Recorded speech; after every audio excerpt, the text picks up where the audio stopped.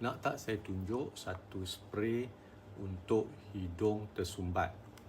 Spray tu ialah Oxinase. Jadi Oxinase ni dia tak boleh pakai berpanjangan.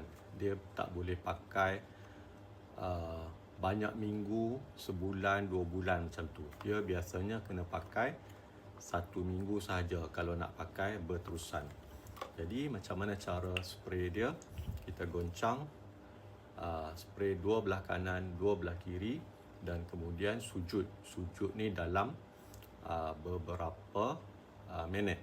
Mungkin 1 minit, 2 minit. Okey, tunjuk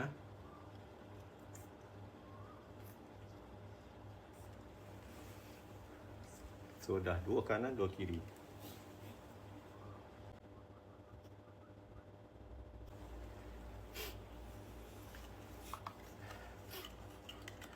Apabila kita spray, kita akan rasa selesa dekat dalam hidung, dan dia punya kesan dia cepat. Kita akan rasa macam yang bengkak dalam hidung tu akan terbuka, dan hidung kita tak sumbat lagi.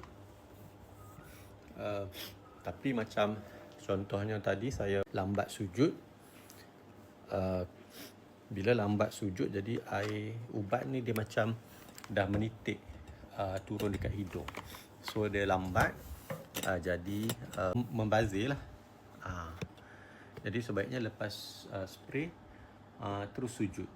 Untuk jangka masa berpanjangan, kita nasihatkan pakai spray yang ada steroid, macam fluticasone. Fluticasone tu boleh.